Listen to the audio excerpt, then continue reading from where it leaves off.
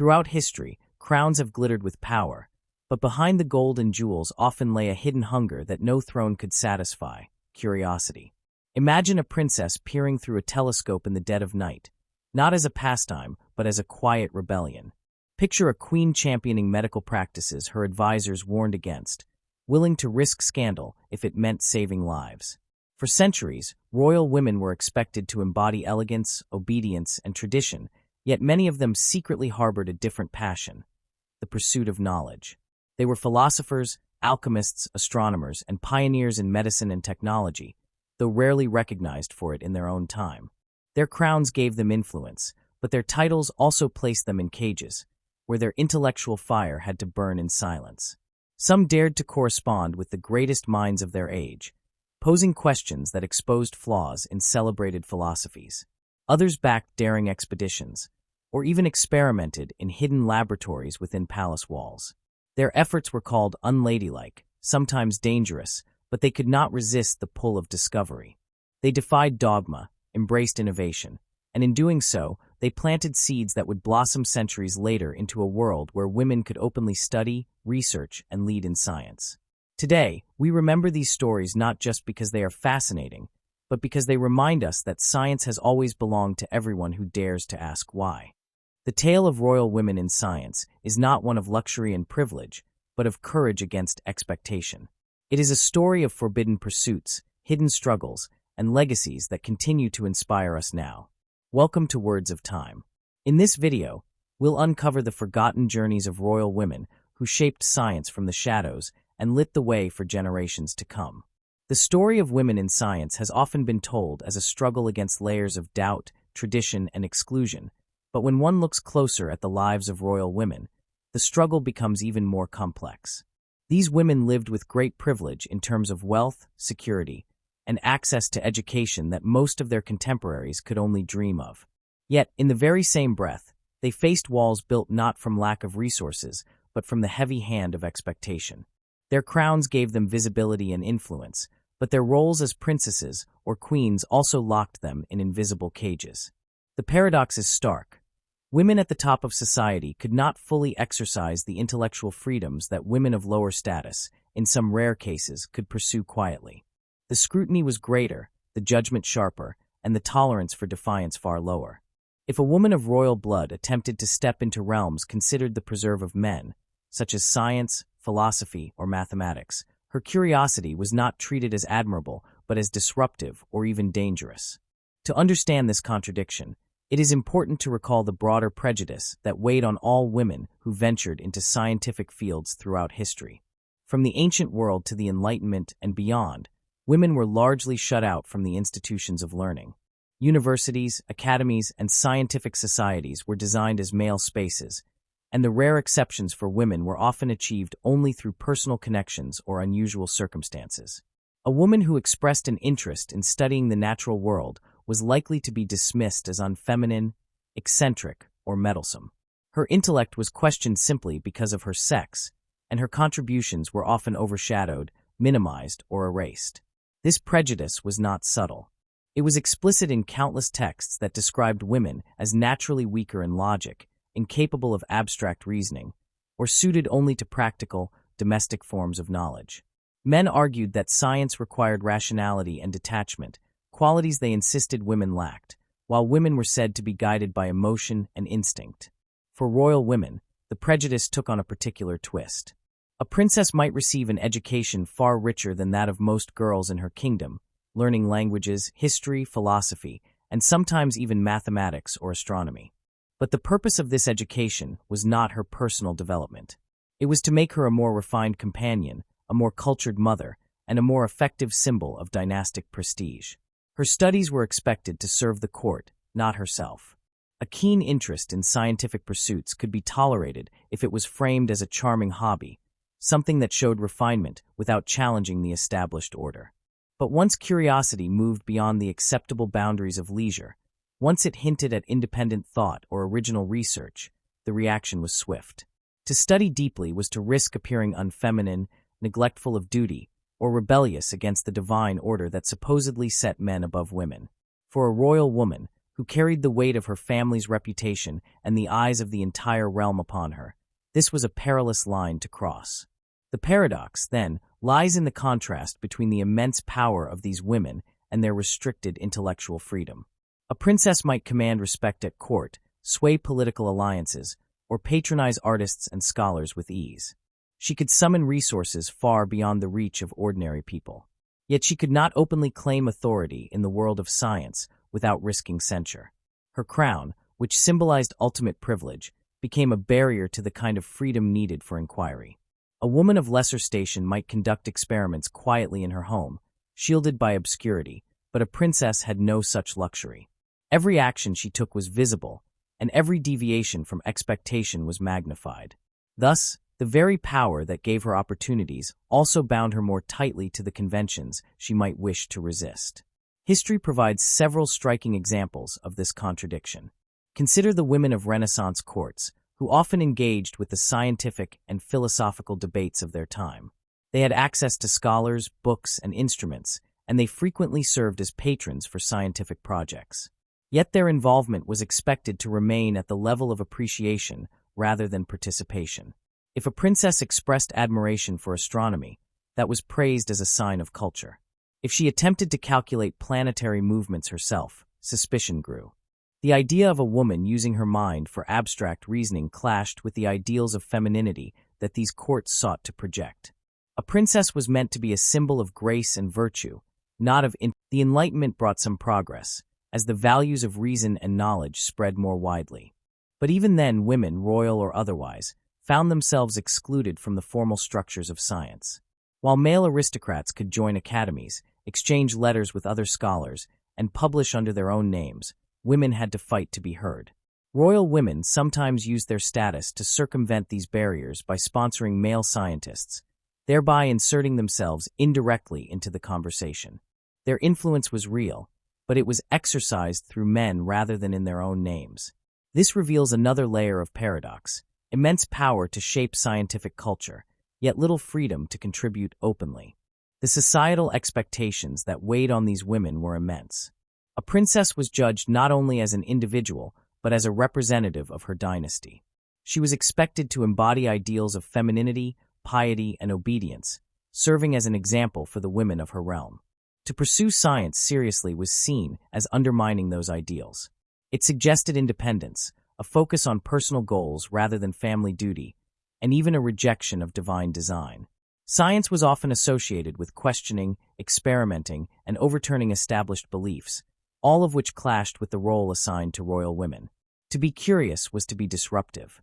The fear was not only that a princess might embarrass herself, but that she might unsettle the social order by demonstrating that women were capable of intellectual achievement equal to men. Yet, despite these constraints, many royal women did bravely defy expectations. They pursued their interests in astronomy, medicine, chemistry, and other fields, often in private or under the guise of leisure. Their efforts were not always recognized in their own time, but they left traces that historians have since uncovered. Their stories show that curiosity cannot be fully suppressed, even under the weight of crowns and traditions. These women remind us that intellectual ambition is not confined by class or gender, but that it often requires courage to assert in the face of prejudice. The prejudice against women in science has not been erased, even in the modern era, though it has taken different forms. The stories of royal women from earlier centuries illuminate the deep roots of this exclusion. They show how societal structures used femininity as a tool of control, even when wealth and power were abundant.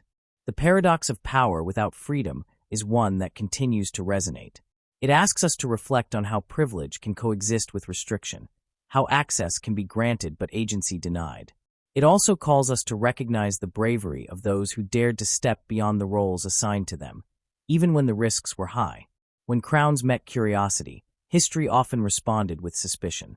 But those moments of defiance, when women dared to study, to question, to explore, stand as powerful reminders of the resilience of human intellect. These women may not have been able to publish freely or join academies, but they kept alive a spirit of inquiry that has shaped the path for those who followed.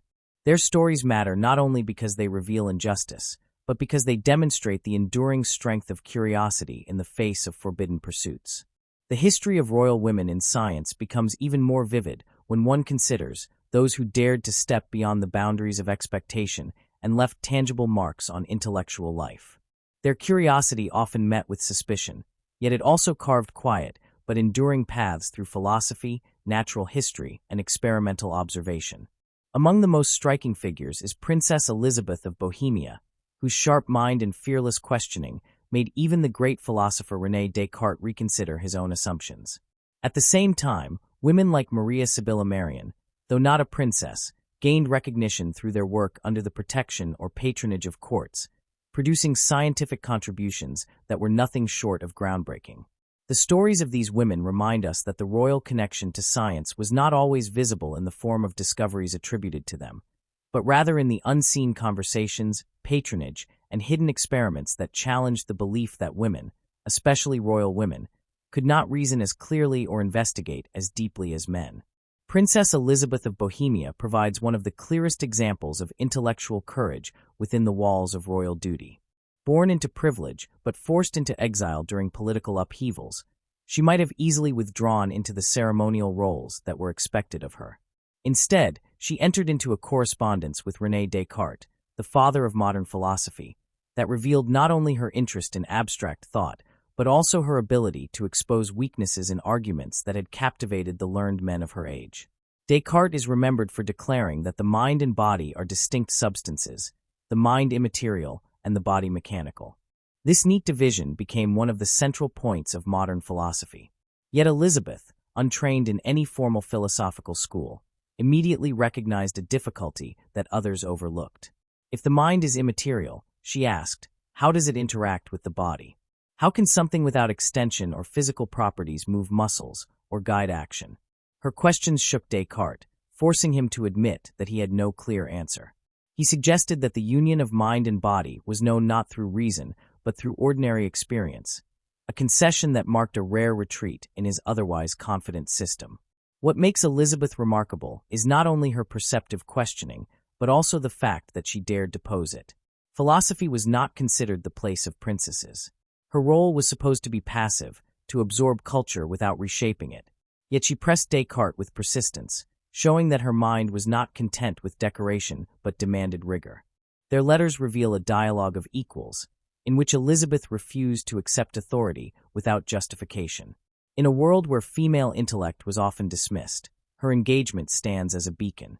It is not an exaggeration to say that she exposed one of the deepest problems in Descartes' philosophy, a problem that philosophers continue to wrestle with to this day. And yet, while Descartes' name remains etched in the canon of thought, Elizabeth's contributions are remembered only in footnotes, her questions often attributed to others or minimized as the curiosity of a student rather than the challenge of a peer. Her crown gave her access to one of the greatest minds of the century, but it also obscured her in the historical record, as if it were unthinkable that a princess might make serious contributions to philosophy. The story of Maria Sibylla Merian, though different in social standing, runs parallel in many ways. She was not born into royalty, but her career flourished in environments where royal patronage was essential.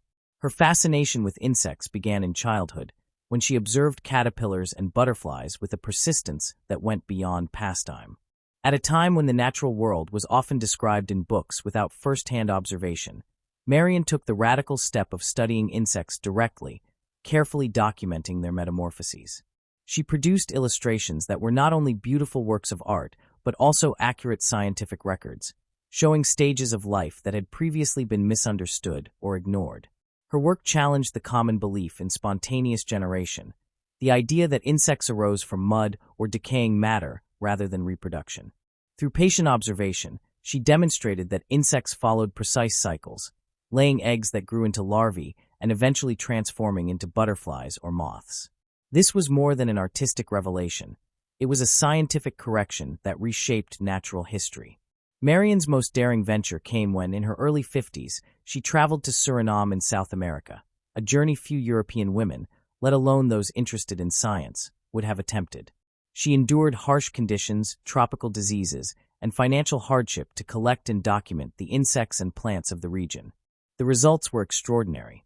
Her book on the insects of Suriname combined vivid illustrations with detailed descriptions, bringing European readers into contact with a world of biodiversity they had never seen before. What makes Marianne's story relevant to the history of royal women is the way her work was sustained and circulated within courtly circles. Her illustrations became prized possessions of aristocrats and royals, not simply as decoration, but as signs of cultivation. Queens and princesses often owned copies or commissioned works from her, using them to display refinement and knowledge of nature. In this way, Marianne's science became entangled with royal culture, shaping the intellectual environment in which women of high birth might quietly pursue their own curiosity. The forgotten contributions of royal women to scientific observation and experimentation are perhaps the hardest to trace, yet they are no less significant. Many of these women did not publish under their own names, either because it was improper for a princess to do so or because their work was absorbed into that of male relatives or advisors. In some cases, their role was hidden under the label of patronage, when in truth they were active participants. They might have funded astronomical observatories, collected specimens, or even conducted experiments, but the official record presented these activities as extensions of male authority. A queen who sponsored an astronomer was praised for her generosity, not for her understanding of the stars, even when she clearly engaged with the subject matter. A princess who dabbled in alchemy might be dismissed as superstitious, while her male counterpart was celebrated as a serious investigator of nature. Alchemy, in particular, provides a revealing lens into this hidden history. Long before chemistry became a recognized science, alchemy was a pursuit that mingled spiritual, medical, and experimental practices. Courts across Europe were filled with alchemists seeking to transform base metals into gold or to discover the elixir of life. Royal women were often drawn into these projects, both as patrons and as practitioners. Their interest was not entirely mystical. Alchemy also promised new medicines, improved dyes, and other practical benefits that could enhance the prosperity of a kingdom. Yet when a princess showed too much engagement, her curiosity was ridiculed as foolish or dangerous. Male alchemists could fail without disgrace, claiming that the secrets of nature remained elusive. Women, on the other hand, were criticized simply for daring to enter the field. Their failures were used as proof that they should never have tried, while their successes were quietly appropriated. Astronomy was another field where royal women played overlooked roles. The fascination with the heavens extended across Europe, and telescopes became prized instruments in courts. Some princesses and queens not only funded astronomical observations, but also took part in them. They studied planetary movements, tracked eclipses, and sometimes even made calculations that influenced the work of male astronomers.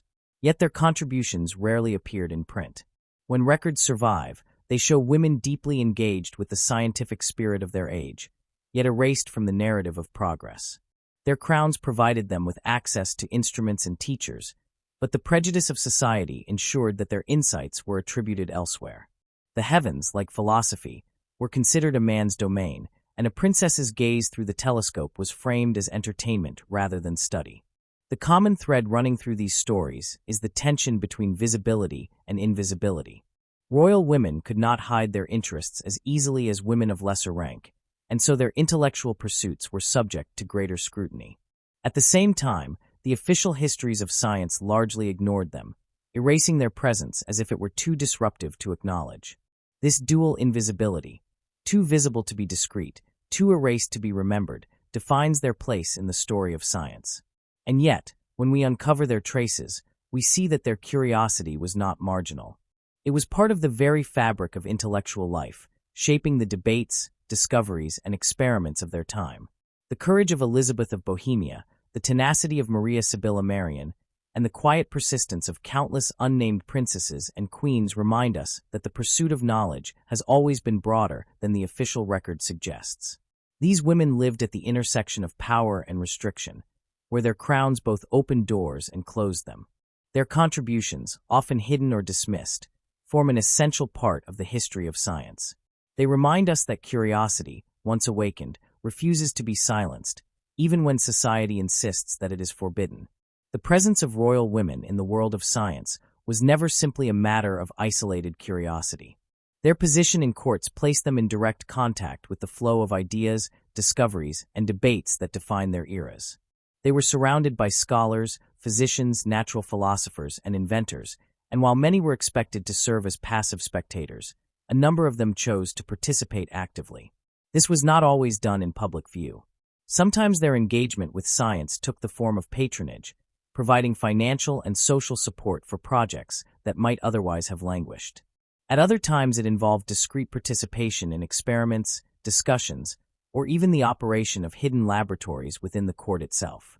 These women navigated a world where their intellectual engagement was both permitted and discouraged, where they were praised for refinement but condemned for ambition. Among them, Caroline of Ansbach stands out as a queen who did not merely dabble in fashionable interests, but left a mark on the scientific culture of Britain through her support of Newtonian physics and the controversial practice of smallpox inoculation. Caroline of Ansbach married into the British royal family in the early 18th century, becoming the wife of King George II. She arrived at a time when Isaac Newton's ideas were transforming natural philosophy. Newton's laws of motion and universal gravitation had already reshaped the understanding of the cosmos, challenging centuries of Aristotelian thought and medieval scholasticism.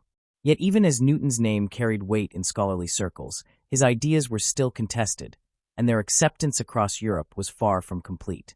For Caroline, the fascination with Newtonian thought was more than intellectual curiosity. She saw in it a vision of the world that aligned with her sense of order, reason, and divine creation. Rather than leaving the matter to her male advisors, she took an active role in promoting Newton's ideas at court. She corresponded with leading thinkers, arranged discussions, and created an environment where Newtonian philosophy could flourish. By lending royal prestige to this new vision of nature, Caroline helped secure its place in British culture at a crucial moment. Her influence was not confined to abstract debates about physics. Caroline also became a central figure in one of the most significant public health developments of her age: the introduction of smallpox inoculation. Smallpox was one of the deadliest diseases in Europe, claiming countless lives and leaving survivors scarred. The practice of inoculation, which involved deliberately infecting a person with a mild form of the disease to build immunity, had been observed in parts of the Ottoman Empire and introduced to Britain through the efforts of Lady Mary Wortley Montagu. It was controversial, criticized by physicians as dangerous and opposed by clerics as tampering with divine will. Into this storm stepped Caroline, who championed the practice at court. Her support gave inoculation a legitimacy it might never have achieved otherwise. She ordered trials, encouraged discussion, and made it clear that the crown endorsed the measure. Eventually, she had her own children inoculated, an act of remarkable courage given the risks involved.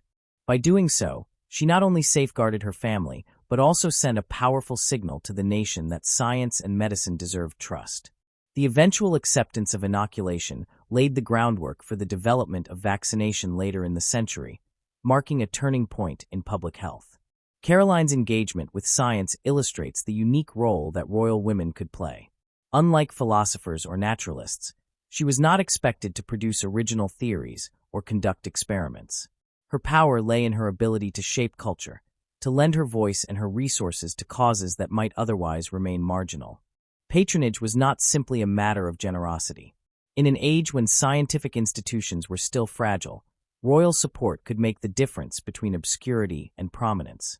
By backing Newtonian physics, Caroline helped secure Britain's identity as a nation aligned with modern science. By endorsing inoculation, she accelerated a medical innovation that saved lives. In both cases, her position as queen transformed private curiosity into public influence. But Caroline was not alone. Across Europe, other royal women created networks of patronage that sustained scientific work. Their support often took the form of funding laboratories, sponsoring publications, or providing stipends for scientists. In some cases, they cultivated salons where philosophers and naturalists debated freely, creating spaces of intellectual exchange that rivaled universities. These women understood that science was not only about knowledge, but also about prestige. To be associated with cutting-edge discoveries elevated the reputation of a court. It projected an image of modernity and enlightenment. For the women themselves, such engagement was a way to claim a measure of agency within the rigid confines of royal duty. They could not vote in parliaments or lead armies, but they could shape the intellectual climate of their time. Beyond patronage, some royal women pursued knowledge in more secretive ways. Hidden laboratories existed within certain palaces, where queens and princesses engaged in experiments shielded from public scrutiny. Alchemy, which bridged the boundary between mysticism and science, often served as the entry point. These laboratories might be dismissed by historians as sites of superstition, but they also functioned as spaces where women could engage in hands-on experimentation with chemicals, minerals, and medicines. For women forbidden from entering universities or scientific academies, these private chambers offered a substitute. There, they could manipulate materials, test recipes, and record observations. To the outside world, they remained symbols of grace and obedience. Behind closed doors, they were practitioners of experimental inquiry. The secrecy was not accidental. To engage openly with such work risked ridicule or worse. A queen who appeared too fascinated with alchemy could be accused of meddling in forbidden arts or of undermining the dignity of her position. The secrecy also reflected the constraints of gender roles. Since women were not recognized as scientists, their work could not be presented under their own names. Instead, it circulated quietly, influencing male practitioners who might later claim the credit. This dynamic created a shadow history of science, in which the fingerprints of royal women are visible only in fragments and anecdotes. Yet when these fragments are pieced together, they reveal a world far richer than the official narratives suggest. Secret societies also provided avenues for royal women to explore science. The 18th century was an age of clubs, lodges, and circles where men gathered to exchange ideas beyond the reach of formal institutions. Women, though often excluded from official membership, found ways to participate. Royal women in particular, with their resources and connections, could sponsor gatherings, host discussions, or provide safe spaces for controversial debates. Some were drawn into circles that mixed science with philosophy, politics, and even esoteric traditions. Their involvement challenged the notion that women were passive observers of the Enlightenment. They were, in fact, active participants, shaping the conversations that define the age. The role of secrecy highlights another paradox. For a royal woman, curiosity could not be expressed too openly without endangering her reputation, yet it could not be suppressed entirely. The solution was often a hidden pursuit, cloaked in discretion but alive with energy. These hidden laboratories and secret societies remind us that science was not only advanced in lecture halls and published treatises. It also thrived in private chambers, whispered conversations, and clandestine experiments. In these spaces, royal women found room to pursue the knowledge that was denied to them in public. The cumulative impact of these efforts was significant. Caroline of Ansbach's patronage helped secure Newton's place in Britain. Her advocacy for inoculation saved lives and changed medical practice. Other queens and princesses, through patronage, experimentation, and discreet participation, created networks of influence that advanced natural philosophy, medicine, and astronomy. They did so in ways that often remain invisible in standard histories, which privilege the published works of men. Yet without their support, many of these works might never have come to light. The hidden laboratories and secret societies of royal women may not have produced famous names, but they sustained the culture of curiosity that made scientific progress possible. These stories return us to the central paradox of women in science, especially royal women. Their crowns placed them at the heart of power, yet their roles limited their intellectual freedom. They were celebrated as patrons, but not recognized as practitioners. Their curiosity was tolerated only when hidden or channeled through men. Yet they continued to ask questions, to experiment, and to support the pursuit of knowledge. They remind us that science has always been shaped not only by those whose names appear in textbooks, but also by those whose contributions remain in the shadows. The resilience of their curiosity, in the face of prejudice and expectation, is a testament to the universal human drive to understand the world. The threads of history that have carried us from the secret laboratories of queens and the patronage of princesses now stretch further into the modern age, where the role of royal and aristocratic women in science takes on new and surprising forms. The story is no longer only about hidden rooms in palaces or whispered conversations in salons, but also about bold women who dared to shape the technological and intellectual revolutions of their own times. These women stood at the crossroads of tradition and innovation, carrying the weight of expectations imposed upon them while pushing the boundaries of what was considered possible. Among them, Ada Lovelace and Empress Cixi stand out as figures whose choices, though very different in nature and context, illustrate the persistence of curiosity and courage in the face of societal resistance. Their legacies, extending beyond their lifetimes, continue to shape how women are imagined within the worlds of science, mathematics, and technology. Ada Lovelace, the daughter of the poet Lord Byron and Annabella Mulbanky, is remembered today as the first computer programmer, a title that would have been unthinkable in her own era. Born in the early 19th century, she grew up in a society where women of her class were expected to master the arts of polite conversation, music, and perhaps some accomplishments in literature. Mathematics and engineering were not considered suitable pursuits. Her mother, however, determined to distance her daughter from the wild romanticism of Lord Byron, insisted on an education rooted in logic and science. This unusual decision shaped Ada's path. From a young age, she displayed a fascination with numbers and patterns, often treating them not as dry abstractions, but as sources of creativity. For Ada, mathematics was a language of imagination, one that could express ideas as poetic as her father's verses, though in symbols and structures rather than rhyme. Her most significant moment came through her collaboration with Charles Babbage, the inventor of the analytical engine, a mechanical device designed to perform calculations. Babbage, often called the father of the computer, had the vision of a machine that could be programmed with instructions, but it was Ada who saw beyond calculation. When she translated an Italian mathematician's description of the machine, she added her own notes, which turned out to be longer and more insightful than the original text. In those notes, she explained not only how the machine could calculate, but also how it might manipulate symbols in ways that anticipated modern computing. She described, in essence, the possibility of algorithms, sequences of instructions that could guide the machine to perform tasks far beyond arithmetic. She even imagined that such a machine could compose music or produce art, provided that the rules of those processes could be encoded. In doing so, she glimpsed the future of computers as tools not just of calculation, but of creation. Ada's vision went largely unrecognized in her own lifetime. The analytical engine was never completed, and her notes were treated as curiosities rather than revolutions. Yet her intellectual bravery lay in her refusal to accept the narrow boundaries of what mathematics could mean, and in her insistence that a woman could participate in this domain at all. She carried the double burden of being a woman in a male-dominated field and the daughter of a man whose fame overshadowed her identity. Yet she left behind a legacy that has only grown in importance. Today, she is celebrated not only as the first programmer, but also as a symbol of what women can achieve in science and technology when given the chance to learn and to imagine. Her story continues to inspire women in computer science, reminding them that the foundations of the digital age were not built by men alone. If Ada Lovelace represents intellectual innovation at the dawn of modern computing, Empress Cixi of late imperial China represents the complex embrace of modern technology by a woman who held political power in a world hostile to female authority. Cixi ruled as regent during the late 19th and early 20th centuries, a period when China faced immense pressure from foreign powers and internal turmoil.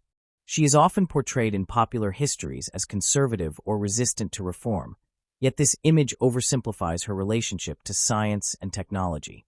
In fact, she played a crucial role in introducing modern infrastructure and institutions to China, often against strong resistance from traditionalists. For a woman who rose to power in a Confucian system that discouraged female rule, her support for modernization was nothing short of remarkable. Cixi recognized that science and technology were not merely tools of curiosity, but instruments of survival in a rapidly changing world.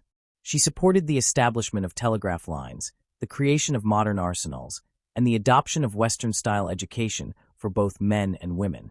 She also encouraged the translation of scientific texts into Chinese and the founding of institutions that would lay the groundwork for modern research. Her decisions were not always consistent, and she balanced reform with the need to maintain authority, but her willingness to embrace modern technology set China on a path that would later be crucial for its transformation into a modern state.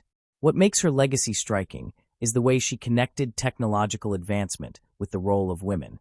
By permitting and sometimes advocating for the education of women, she challenged long-standing prejudices that confined women to domestic spheres. While her efforts did not erase centuries of exclusion, they opened a door, however small, for women in China to enter fields of knowledge previously denied to them. Like Ada Lovelace, Empress Cixi faced skepticism and hostility. For Ada, it was the quiet dismissal of intellectual ambition in a woman. For Cixi, it was the loud opposition of conservative officials who viewed female leadership and foreign technology as threats to tradition. Yet both women persisted, driven by a conviction that knowledge and innovation mattered. They remind us that science is not only advanced by experiments and equations, but also by choices of leadership and imagination. Their legacies are measured not only in the specific technologies they touched, but also in the ways they expanded what was thinkable for women in their society. The lasting impact of their intellectual bravery is felt most strongly in the realm of education. Ada Lovelace has become a figurehead for programs that encourage girls to pursue careers in science, technology, engineering, and mathematics. Her story is told in classrooms and celebrated on Ada Lovelace Day, an international event that highlights the achievements of women in these fields. She has become a symbol of representation, proof that women were present at the very birth of computing. Her vision challenges the stereotype that technology is inherently masculine, reminding us that creativity and logic are human traits, not gendered ones. In the same way, Empress Cixi's support for modern education in China contributed to the slow but steady recognition that women could and should participate in intellectual life. Though progress was uneven, the seeds planted during her reign grew into movements for women's rights and education in the early 20th century. Her choices reverberated far beyond her lifetime, shaping the opportunities available to generations of Chinese women who would later become scientists, doctors, and educators. When we consider their legacies together, we see how the courage of women to embrace science and technology has continually reshaped the boundaries of possibility. From the correspondence of Princess Elizabeth with Descartes, to the experiments of Maria Sibylla Merian, to the patronage of Caroline of Ansbach, and finally to the visions of Ada Lovelace and Empress Cixi, the story forms a continuum. It shows that at every stage of history, women have been present at the frontier of knowledge, even when their presence was denied or obscured. Their crowns or titles did not shield them from prejudice, but their determination allowed them to carve out spaces where they could act. Each of them, in her own way, challenged the dogma of her time, insisting that curiosity was not the preserve of men alone.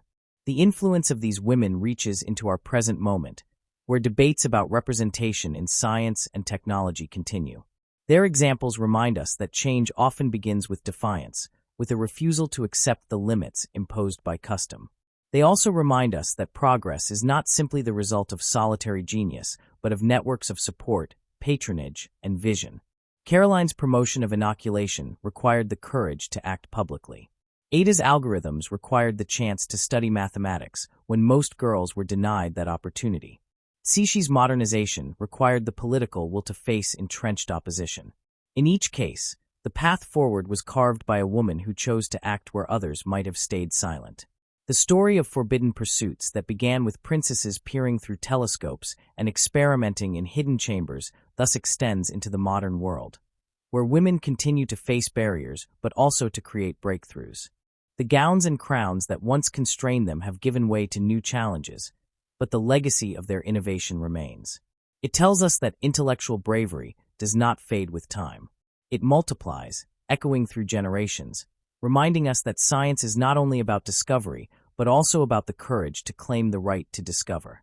The women who carried that courage, whether in the courts of Europe, the palaces of China, or the drawing rooms of Victorian England, stand as enduring figures of inspiration. Their legacy is not confined to the past. It lives in every woman who studies, experiments, and dares to imagine new worlds today. The story that began with women of royal blood questioning philosophers, running hidden laboratories, or quietly sponsoring experiments does not end in the past.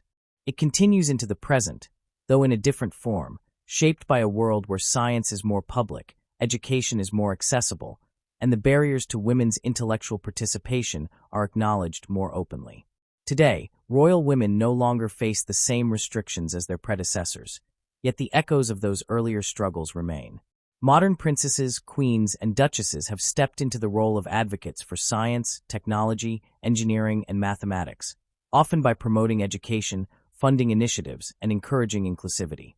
They may not spend their evenings writing letters to philosophers or secretly conducting alchemical trials, but they have embraced the responsibility of using their visibility to advance the cause of knowledge.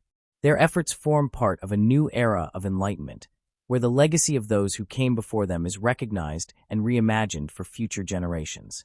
One of the most striking aspects of this modern role is how consciously it connects with history. Where once royal women had to hide their intellectual pursuits, today they are celebrated when they openly champion science and education. Princesses and queens speak at international conferences on climate change, launch scholarships for women in engineering, and serve as patrons of universities and research institutions. Their actions may not always involve original research, but they influence culture by drawing attention to the importance of science and inclusivity. Just as Caroline of Ansbach lent her voice to the cause of inoculation in Britain, so too do modern royal women lend theirs to contemporary scientific challenges, from pandemics to environmental crises. Princesses in European courts, for example, have become strong advocates for women in science. Princess Victoria of Sweden has taken a particular interest in climate issues, working closely with scientists to promote sustainability. Her patronage highlights the urgency of environmental research and encourages younger generations to see science as a means of solving the pressing problems of our age. Similarly, Princess Mathilde, now Queen Mathilde of Belgium, has championed education for girls worldwide, emphasizing the importance of giving them access not only to schools but also to subjects such as mathematics, engineering, and computer science. These efforts reflect a continuity with the past. Where their predecessors struggled for the right to learn, modern royals focus on ensuring that others have opportunities their ancestors lacked. Beyond Europe, royal women in the Middle East and Asia have also become significant figures in the promotion of science and technology. Princess Sumaya bint El Hassan of Jordan, for instance, has dedicated her career to fostering research and innovation. As president of the Royal Scientific Society, she has promoted projects ranging from water conservation to digital technologies, while also emphasizing the need for inclusivity and gender equality in scientific careers. Her role illustrates how the visibility of royalty can be transformed into advocacy for research that directly benefits society. In her work, we can see the legacy of Empress Xixi's embrace of modernization, but reshaped for a 21st century context, where technology is not only a matter of survival, but also of global cooperation and progress. Other royal women have directed their energy toward the educational foundations of science. Catherine, Princess of Wales, has devoted much of her public work to early childhood development, a field deeply connected to psychology, neuroscience, and education research. By supporting initiatives that explore how the brain develops in its earliest years, she bridges the gap between science and public life, ensuring that research informs policy and practice. This echoes the work of Ada Lovelace, who saw in mathematics not only abstract logic, but also the creative potential to shape the human future. Catherine's advocacy reminds us that the frontiers of science today are not limited to technology and engineering, but extend into understanding the human mind and fostering environments where every child can thrive. What connects all these modern examples is the shift from secrecy to openness. Where royal women of the 17th or 18th centuries had to disguise their pursuits as leisure or patronage, their modern counterparts speak openly and proudly about their involvement in science. They are no longer limited to being private correspondents or hidden experimenters. Instead, they stand on public stages, their words broadcast around the world, urging action on climate change, calling for more women in laboratories, or highlighting the importance of early education. Their crowns still carry symbolic power, but that power is now wielded not to maintain distance from intellectual life, but to embrace it fully. The persistence of inclusivity as a theme also reveals how the struggles of earlier women remain relevant. The historical prejudice that dismissed princesses as incapable of serious thought has parallels in the modern barriers faced by women scientists, who still encounter gender bias, underrepresentation, and skepticism. By championing inclusivity, modern royal women implicitly acknowledge this history, even when they do not speak of it directly. Their advocacy builds on the legacy of those who were denied recognition, turning private battles into public campaigns. The message is clear.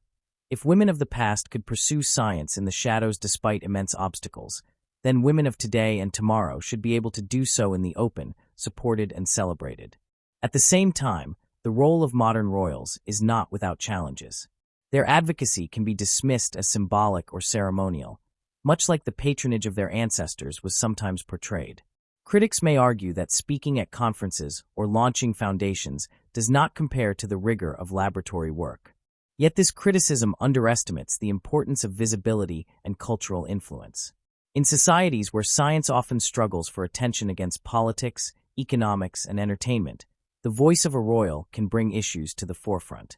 Just as Caroline of Ansbach made inoculation acceptable by demonstrating her trust in it, so too do modern royal women make climate science, digital education, and gender equality in research matters of national and global importance. Their impact may not always be measured in equations or experiments, but it is felt in the way science is perceived, supported, and integrated into daily life. The recognition of overlooked contributions is one of the most important aspects of this new era of royal advocacy. Modern princesses and queens often highlight the stories of women in science who were forgotten by history.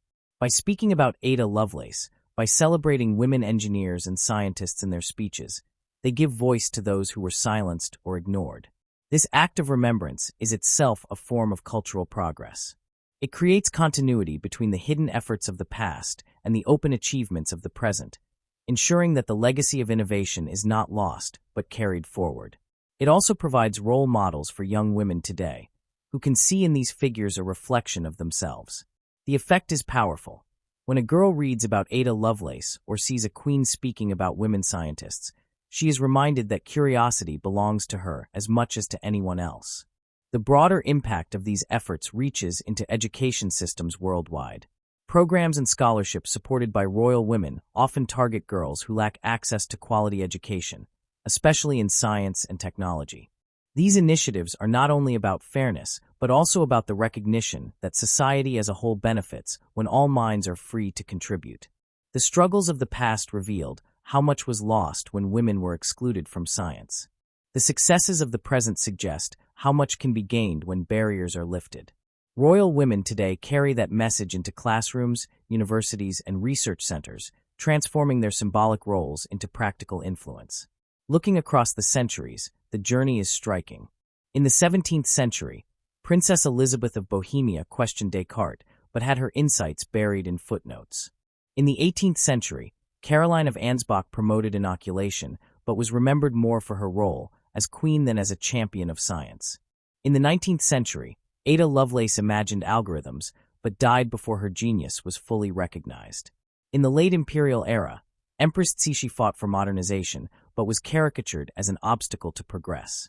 Today, royal women stand on international stages, celebrated for supporting science rather than criticized for engaging in it. The shift is profound, yet it is built upon the courage of those who came before. Without their forbidden pursuits, there would be no modern legacy to inherit. As we reflect on this continuum, we must recognize both the triumphs and the unfinished work. Representation has improved, but women in science still face barriers. Modern royal women play a role in breaking down those barriers, but their influence is most effective when combined with systemic change in education, funding, and cultural attitudes.